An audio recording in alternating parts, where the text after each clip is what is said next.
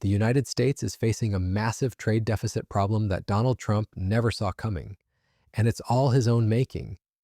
While Trump obsessed over traditional trade deficits in goods like oil and cars, his aggressive tariff policies and inflammatory rhetoric have triggered something unprecedented. America's first travel trade deficit in decades, projected to hit a staggering $70 billion in 2025. To understand how catastrophic this reversal is, we need to grasp what travel trade actually means. When Americans spend money traveling abroad, that's considered an import, money leaving the country. When foreign visitors spend money in the United States, that's an export, money flowing in. For decades, the United States enjoyed a healthy travel trade surplus because more foreign tourists came here and spent money than Americans spending abroad. But Trump's policies have completely upended this equation. The travel trade deficit was projected to reach nearly $70 billion in 2025, according to the U.S. Travel Association's latest forecast. This represents a dramatic swing from the $3.5 billion travel trade surplus the United States enjoyed as recently as 2022. In just 3 years, Trump managed to turn a multi-billion-dollar advantage into a massive liability. The primary driver of this disaster? Canadian visitors, America's largest source of international tourists, are boycotting the United States in unprecedented numbers, and they have every reason to be furious. Trump's relentless attacks on Canada began almost immediately after taking office. He imposed punishing 25% tariffs on Canadian goods and repeatedly suggested that Canada should become the 51st U.S. state, treating America's closest ally and neighbor like a conquered territory rather than a sovereign nation. I love Canada and the people of Canada, and Mark feels the same way about here. The problem we have is that they want a car company and I want a car company, meaning the U.S. wants a car company. And they want steel and we want steel. And, so in other countries, they're very far away and there's no problem. You can compete and you can do. We don't like to compete because we sort of hurt each other when we compete. And so we have a natural conflict. It's a natural business conflict. Nothing wrong with it. And I think we've come a long way over the last few months, actually, in terms of that relationship. So when it comes to trade, the United States was always giving everything. They gave everything to Canada. They would let car companies leave here and go to Canada. But that hurts the United States. And, other presidents didn't see that. They weren't business oriented. They might have been good politicians in some cases, not in all cases. They were bad at both. But it's a very natural conflict. And it's something that we're working on. Mr. President, Canada has offered a lot of compromise this summer. Are you willing today to offer some compromise to Canada, maybe on steel, on aluminum? Well, we've made compromise, and we've made. What Trump failed to understand was the deep economic integration between these two neighbors. As he himself would later admit in meetings with Canadian officials, there's a natural business dynamic when countries share a border and compete for the same industries. Both nations want thriving automotive sectors, both want steel production, and this proximity creates unique challenges that don't exist with distant trading partners. Yet instead of working through these complexities diplomatically, Trump chose confrontation. The impact was swift and devastating. By August, the number of Canadians returning to their country from the United States by car was down nearly 34% compared to the same month the previous year. But the decline didn't stop there. Recent data shows visits to the United States from Canada are down 25.2% year to date, with a shocking 37% year-over-year drop in car arrivals in July alone. The human stories behind these numbers reveal the depth of Canadian anger. Take Lena Yousefi, a Vancouver attorney whose family typically visits Hawaii 4 or 5 times a year. They had even considered buying a 2-bedroom condo there. But after Trump's tariff threats and annexation comments, they canceled their trips entirely. Obviously, out of loyalty to Canada and our values and just holding our ground, we had to cancel, Yousefi explained. This isn't just about individual families. Canadian tour operators report dozens of group cancellations. Business travel has plummeted as Canadian companies refuse to send employees to the United States.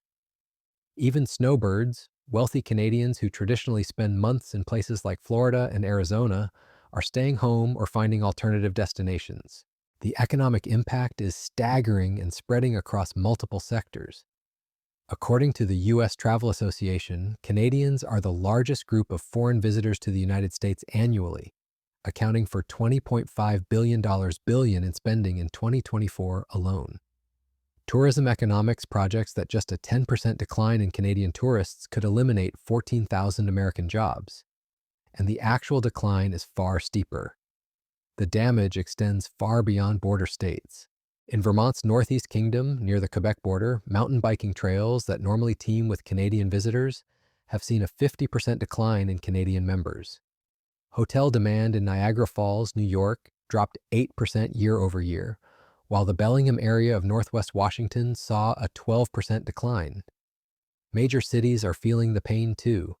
Tourism Economics predicts that 18 of the 20 American cities that generated the most spending by foreign visitors last year will see declines in 2025. Detroit, Seattle, and Tampa are expected to be hit hardest, but the pain is widespread.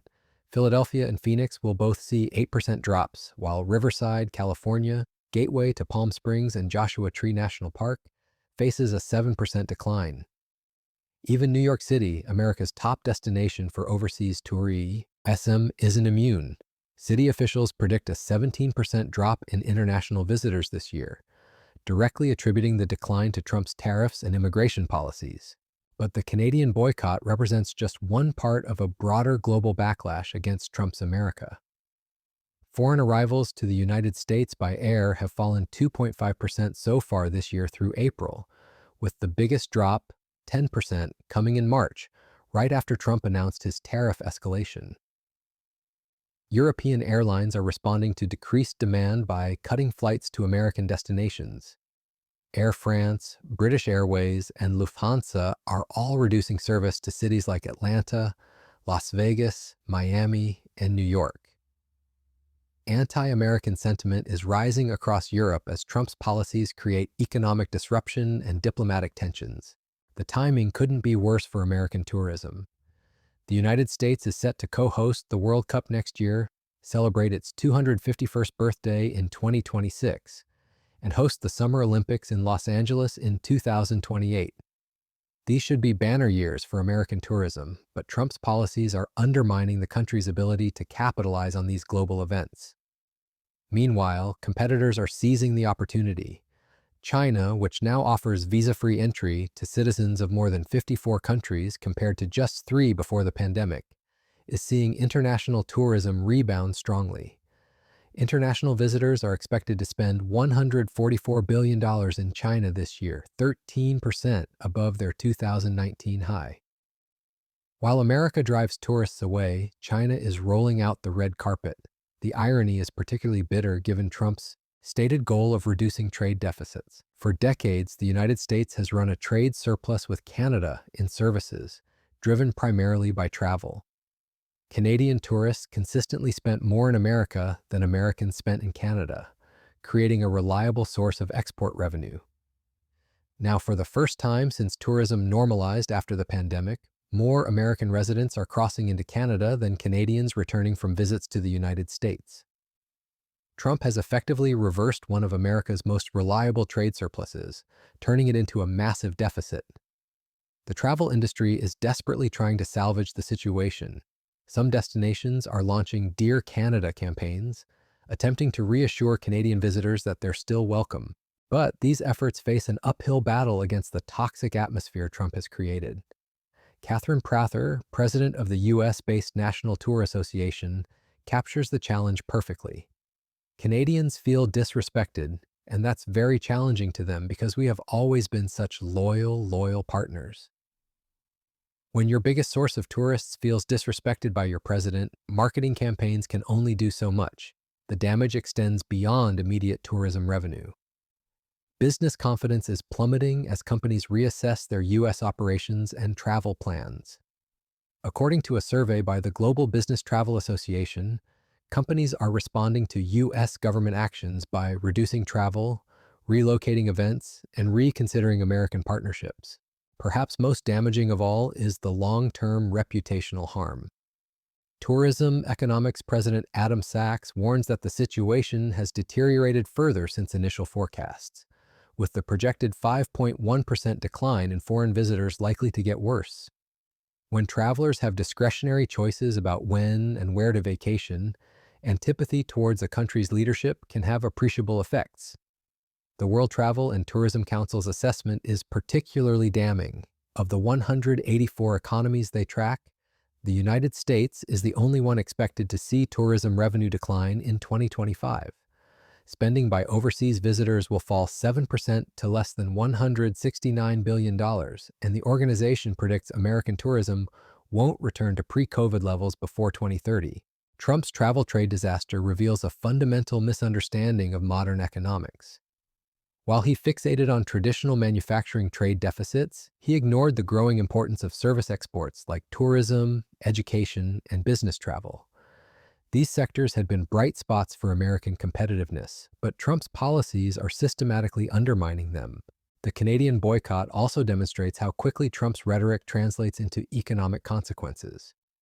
When the President of the United States repeatedly suggests that a sovereign nation should become an American state, citizens of that country take it personally. They express their displeasure in the most direct way possible, keeping their money at home. Canadian data confirms this shift is accelerating. Canadian exports to the United States have dropped by 2% this year, a seemingly small decline that represents a $5 billion hit to Canadian-American trade. But Canadians aren't just reducing exports, they're also dramatically cutting their spending on American travel and goods. Sales of American food products in Canadian stores are down 15 to 20% on average, with some categories seeing 5%, 0% declines. Canadian supermarket chains are actively adding new Canadian suppliers to replace American products, as consumers choose domestic alternatives out of both patriotism and price sensitivity due to tariffs. The response from Canadian leaders has been increasingly forceful. Ontario Premier Doug Ford, speaking directly to American media, warned about the economic devastation these tariffs would cause both countries. He emphasized that making a deal with Canada would help reduce inflation and create jobs in America, but also made clear that Canada would hit back if necessary to defend its interests. The travel boycott has even created an unexpected reversal in traditional patterns. In June and July, more American residents crossed into Canada than Canadians returning from trips to the United States, the first time this has happened since tourism began recovering from the pandemic. Canadian tourism officials are watching this shift with a mixture of concern and opportunity. While they worry about the broader economic implications of U.S.-Canada tensions, domestic tourism in Canada is booming as Canadians redirect their travel spending to destinations within their own country. Airbnb reports nearly a 20% increase in domestic travel searches within Canada. According to a TD Bank Group survey, 64% of Canadians plan to travel domestically rather than internationally. Hotel occupancy rates in provinces like British Columbia are hitting new highs as Canadians discover attractions in their own backyard rather than crossing the border. This domestic reallocation represents a permanent loss for American tourism. When families like the Yosefis, who visited Hawaii 5 times a year and were considering buying property there, redirect their travel spending to Canadian destinations, those relationships and spending patterns may not easily return even if political tensions eventually ease. The travel trade deficit also exposes the limitations of Trump's transactional approach to international relations. Trade relationships aren't just about tariffs and formal agreements. They depend on goodwill, trust, and mutual respect. When Trump treats Canada like a subordinate rather than an equal partner, Canadians respond by taking their business elsewhere. Because, we have natural conflict. We also have mutual love. We have great love for each other. I love this. I love Canada and the people of Canada. And Mark feels the same way about here. The problem we have is that they want a car company and I want a car company, meaning the U.S. wants a car company. And they want steel and we want steel. And, so in other countries, they're very far away. And there's no problem. You can compete and you can do. We don't like to compete because we sort of hurt each other when we compete. And so we have a natural conflict. It's a natural business conflict. Nothing wrong with it. And I think we've come a long way over the last few months, actually, in terms of that relationship. So when it comes to trade, the United States was always giving The fundamental problem is that Trump views trade through a zero-sum lens, where one country's gain must be another's loss.